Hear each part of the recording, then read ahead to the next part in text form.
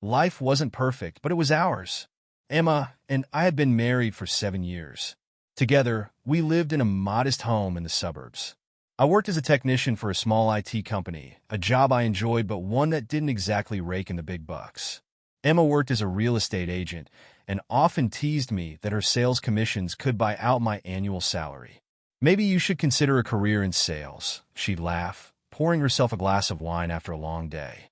I'd chuckle along, though I sometimes wondered if there was an edge to her humor. The past few months had been different.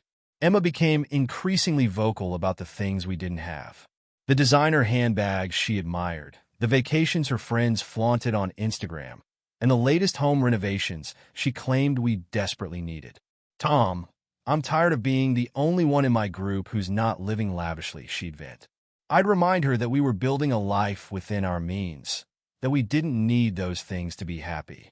"Easy for you to say when you're not the one being judged," she shot back once, her tone sharper than I expected. I shrugged it off, attributing her irritability to stress. She had a demanding job, and I figured her complaints were just her way of blowing off steam. But then there were the late nights. Emma began coming home later and later, claiming she was busy with clients or networking events. I wanted to believe her, but there was a nagging voice in my head that whispered something wasn't right. Still, I silenced my doubts. Trust was the foundation of our marriage. Or at least that's what I thought. One Thursday night, as I was finishing up the dishes, I heard her come in. Her heels clicked against the hardwood floor, and the scent of expensive perfume filled the air. It wasn't hers. "Hey," I greeted her. "How was work?" "Exhausting," she said, avoiding my eyes as she headed straight for the bedroom. "I'm going to shower." She didn't wait for my response. I told myself not to read into it, but the pit in my stomach wouldn't go away. That night, as she slept beside me, I stayed awake, staring at the ceiling, wondering what, or who, was pulling her away from me. Emma's late nights became more frequent, her excuses more varied, but never more convincing. I wanted to ask her directly if something was going on, but every time I opened my mouth, the words got stuck in my throat. What if I was wrong? What if I accused her of something she hadn't done and shattered what was left of our marriage? One Friday evening, she called to say she'd be home late again. "It's just a client dinner, Tom. You know how these things go." "Sure," I said, forcing cheer into my voice. "Text me if you need me to save you some leftovers." "Don't wait up," she replied before hanging up. I told myself I was being paranoid, but a part of me didn't believe her. For the first time, I decided to take action. I wanted to know where she was and who she was really with. I had a buddy, Ryan, who worked in private security and knew a thing or two about tracking devices. I called him up that night. "Tom, this is a bad idea," he said after I explained my suspicions.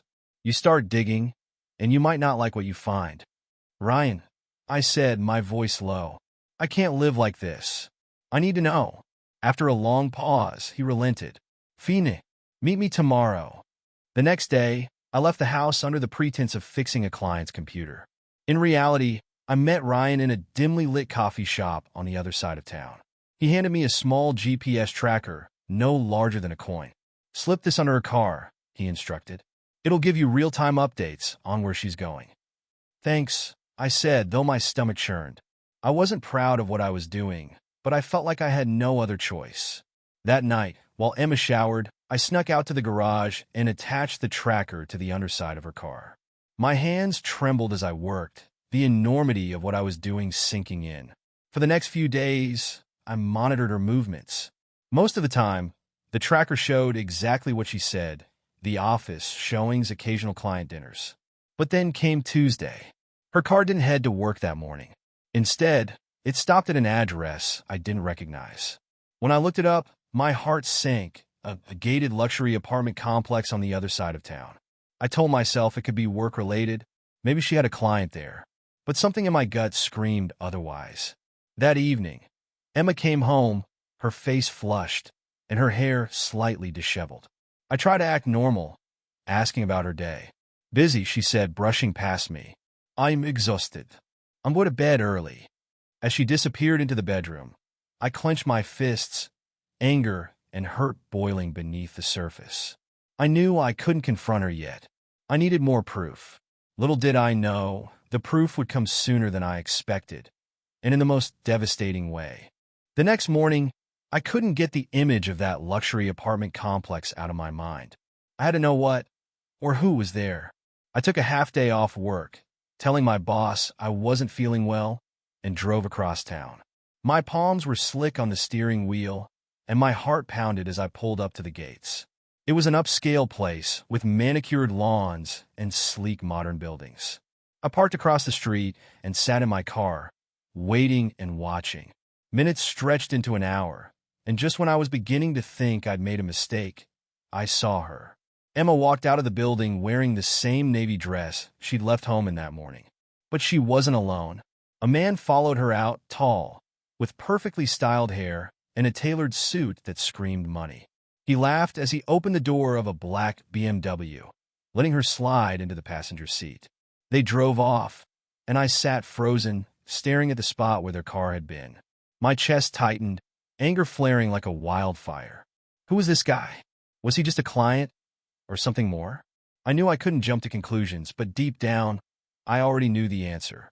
That night, I waited for Emma to come home. She breezed through the door around 7 p.m., smiling like nothing was wrong. "Hey," she said, tossing her bag onto the couch. "What's for dinner?" "Lasagna," I replied, keeping my voice even.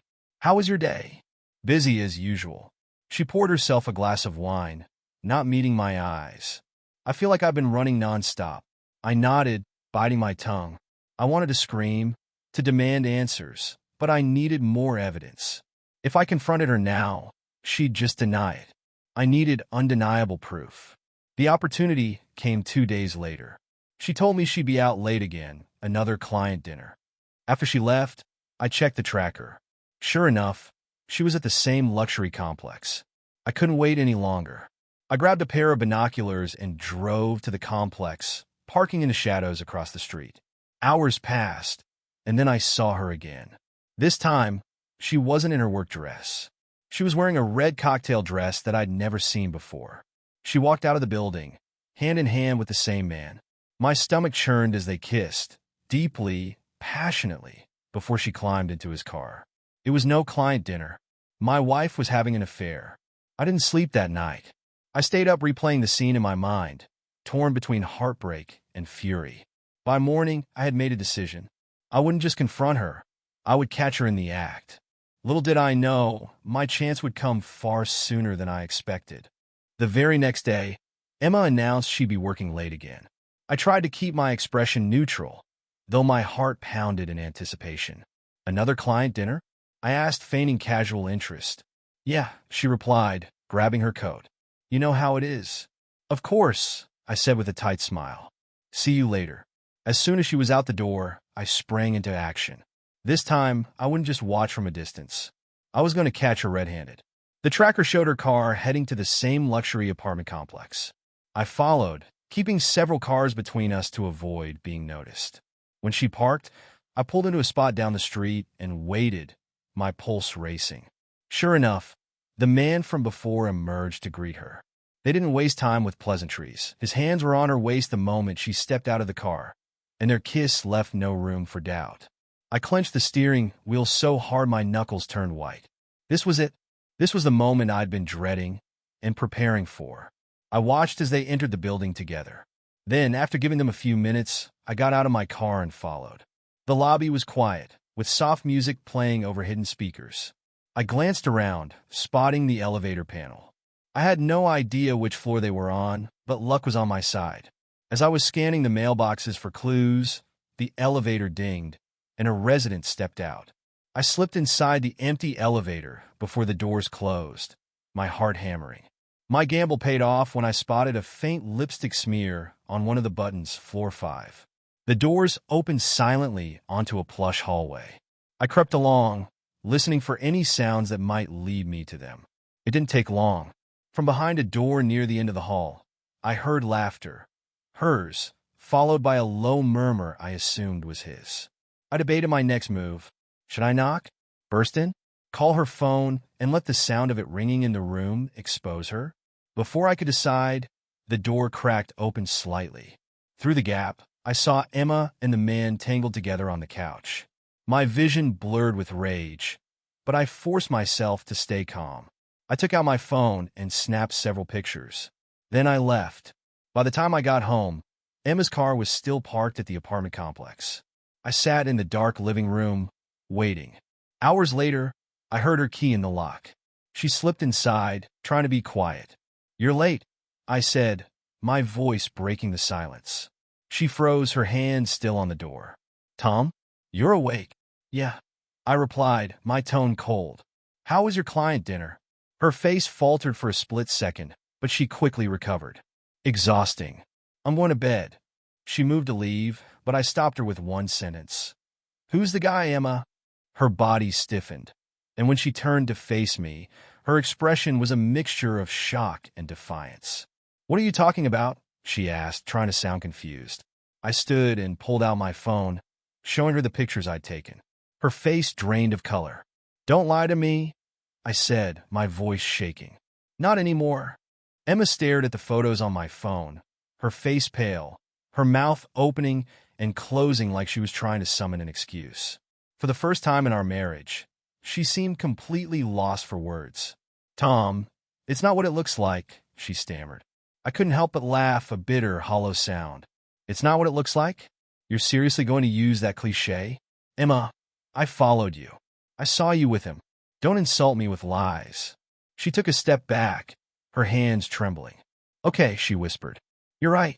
I made a mistake." "A mistake?"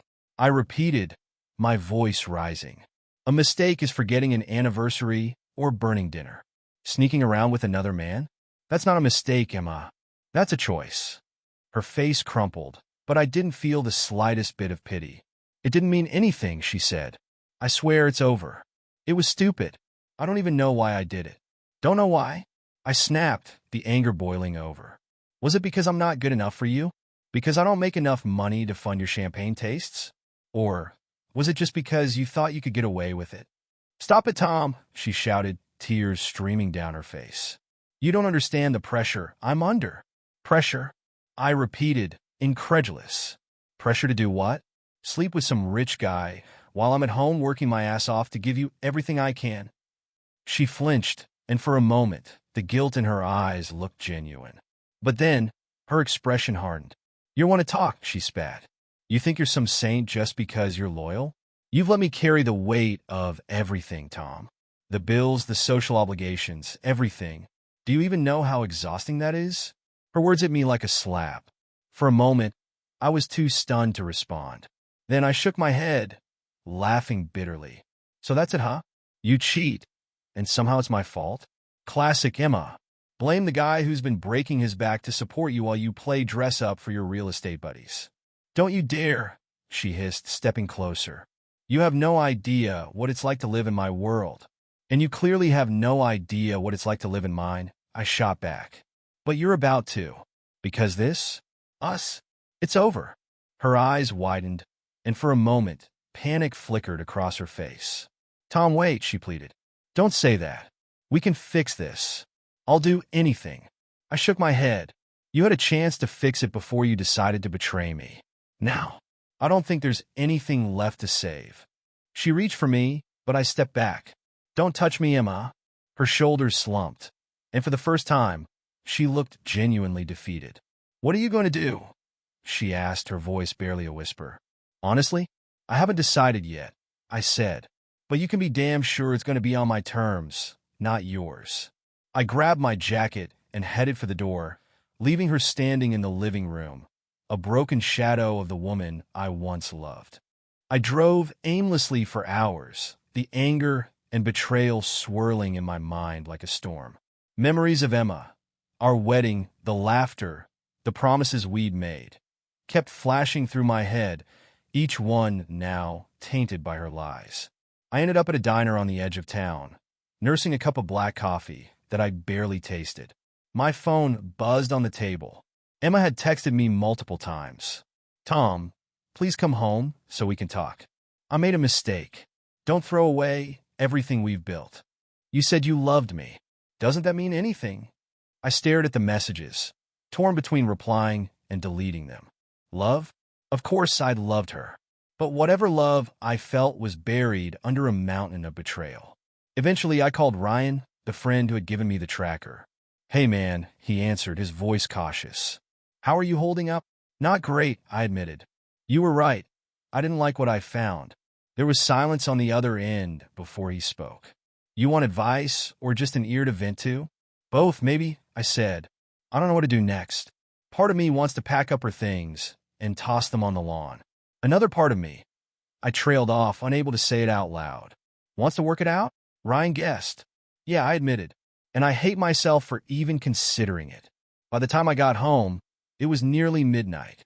Emma was sitting on the couch, her face streaked with tears.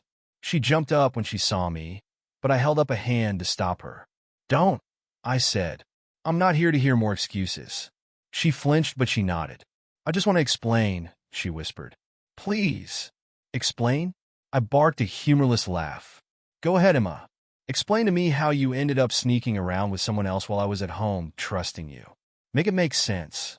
She wrung her hands, avoiding my gaze. "It wasn't about love or even you, Tom," she said finally. "It was about me." I felt invisible. Stuck. Stuck, I repeated. "Emma, you have everything. A career you love, a home, someone who adores you. What exactly were you missing?" She hesitated, then said softly, "Excitement. Attention." Her words hit me like a punch to the gut. "So what? I wasn't enough for you." "It's not that," she said quickly. "You are enough. But somewhere along the way, I started feeling lost. I didn't think you noticed me anymore." I stared at her, a bitter laugh escaping my lips. "Didn't notice you? Emma, I've spent the past 7 years putting you first. I've worked extra hours to give you the life you wanted. I've done everything I could to make you happy. And you repay me by sneaking around behind my back." Her tears came harder now, but I didn't care. "Do you even understand what you've done to me? To us?" "I'm sorry," she sobbed. "I'm so sorry, Tom." "Sorry doesn't fix this," I said, my voice breaking. "Sorry doesn't erase the image of you with him." She reached for me, but I stepped back. "I need time, Emma," I said. "Don't expect forgiveness. Not anytime soon. Maybe not ever."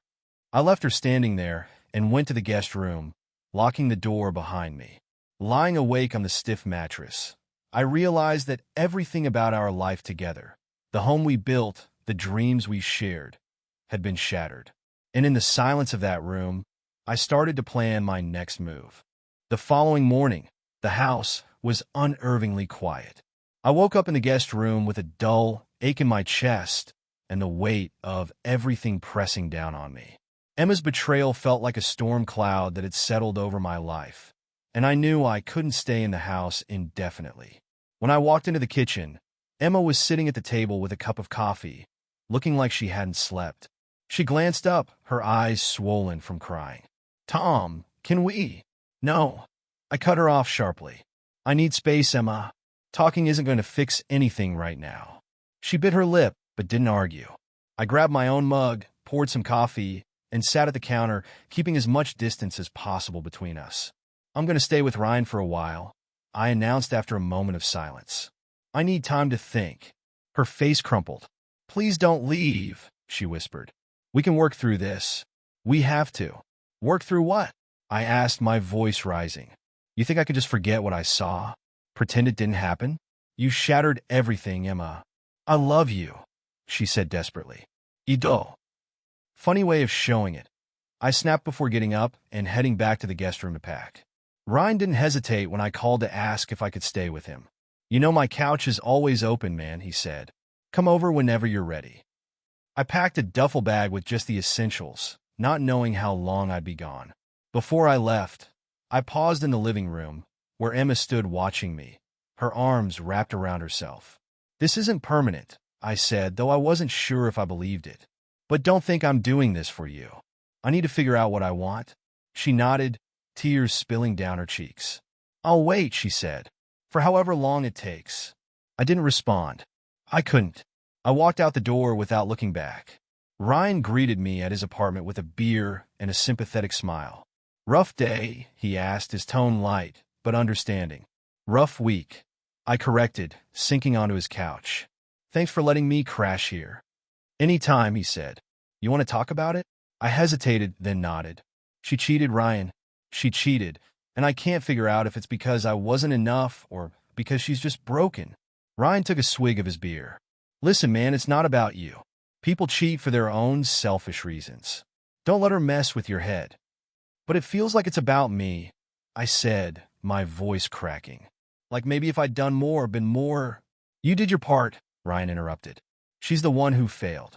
Don't forget that. Over the next few days, I tried to distract myself, but my mind kept wandering back to Emma. Despite everything, part of me missed her, missed the version of her I thought I knew. Then, on the fourth day at Ryan's, I got a text from an unknown number. You deserve the truth. Check your email. Suspicious but curious, I opened my laptop and logged in. There was a single new email with a subject line that made my stomach drop. Emma's affair. The whole story. I clicked it, my hands trembling.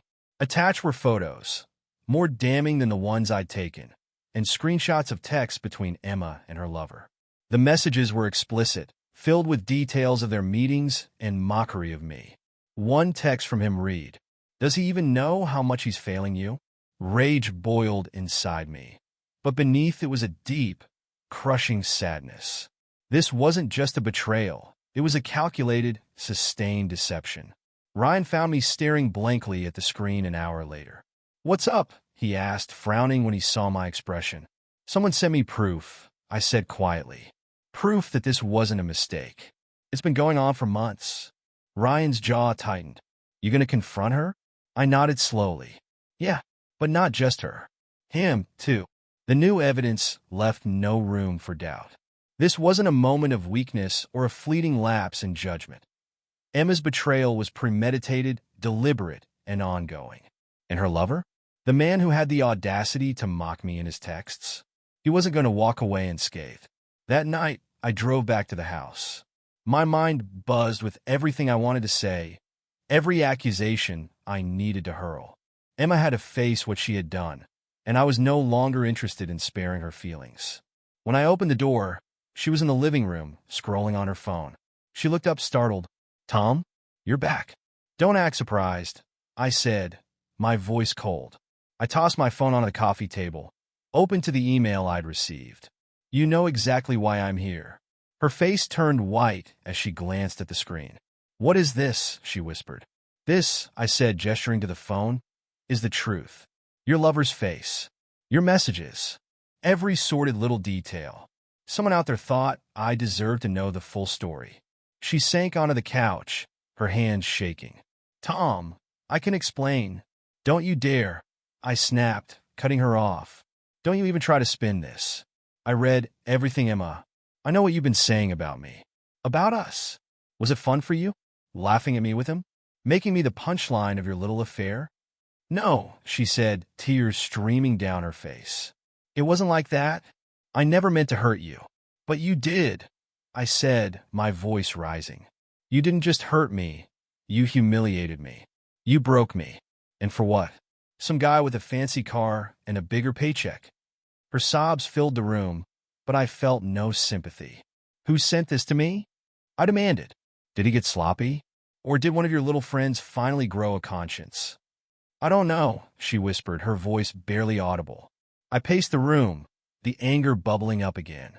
"You're lucky I didn't go straight to his place," I said.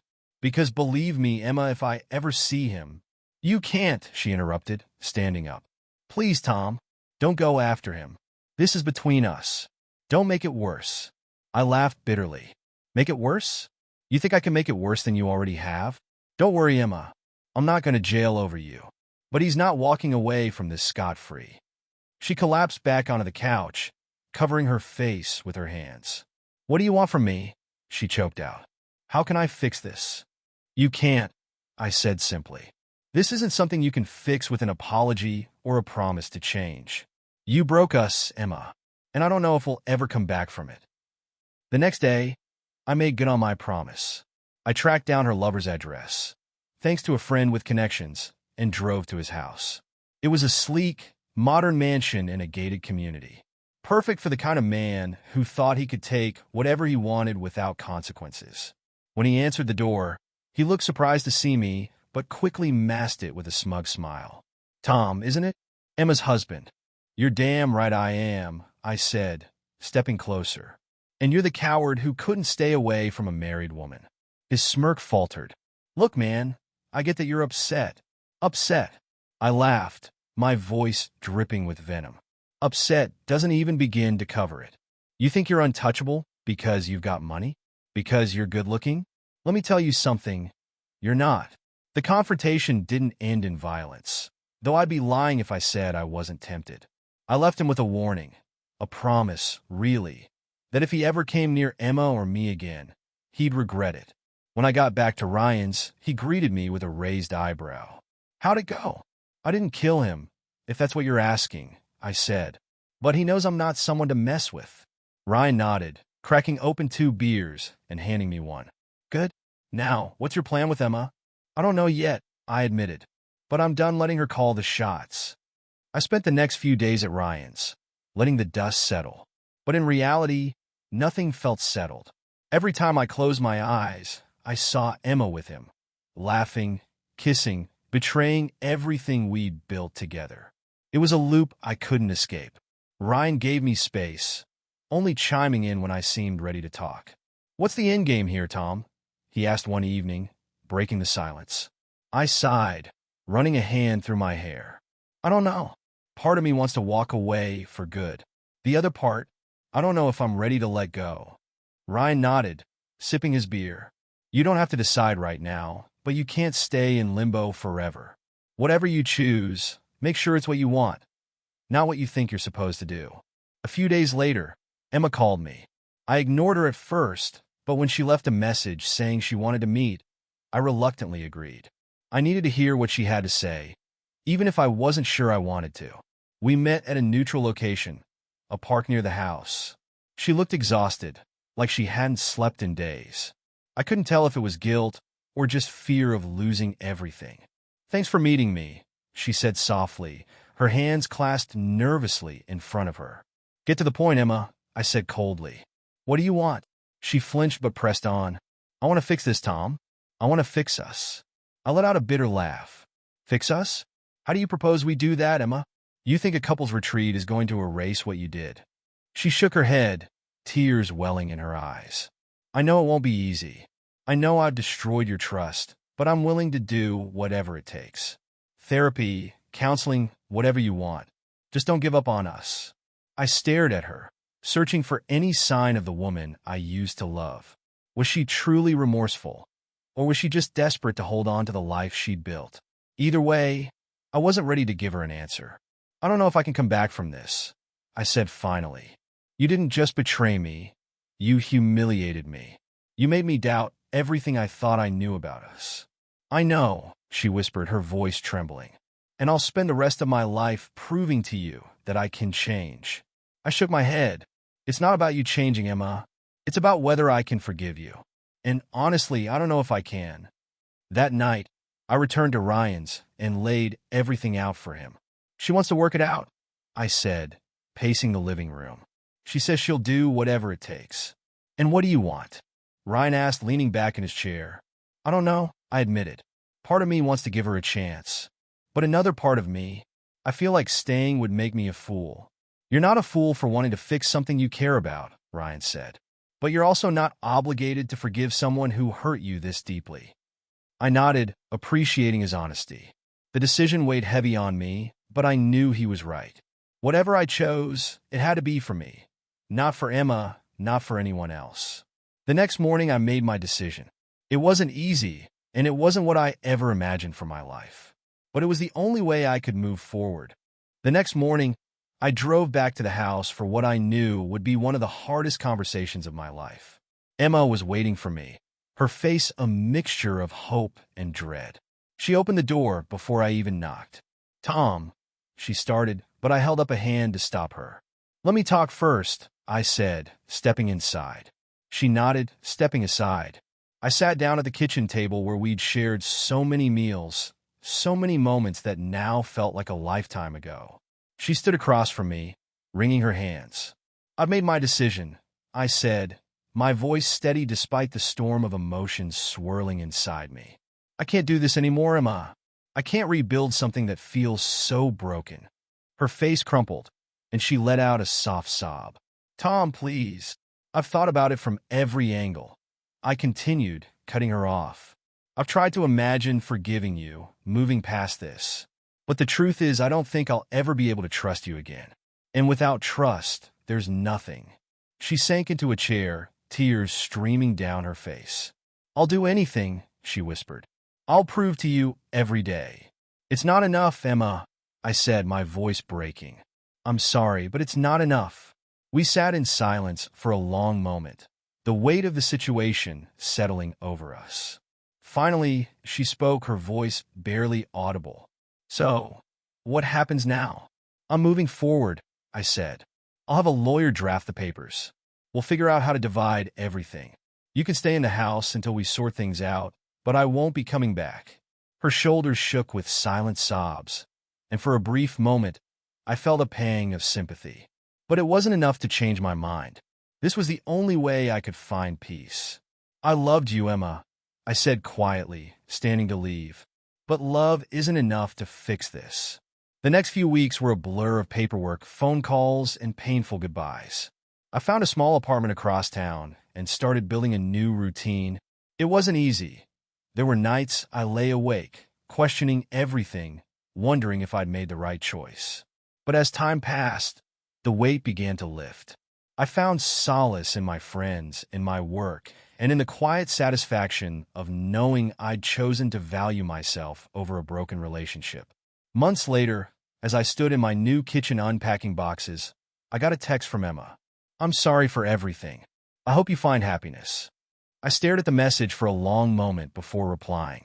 I hope you do too. And with that, I put my phone down, took a deep breath, and closed that chapter of my life for good.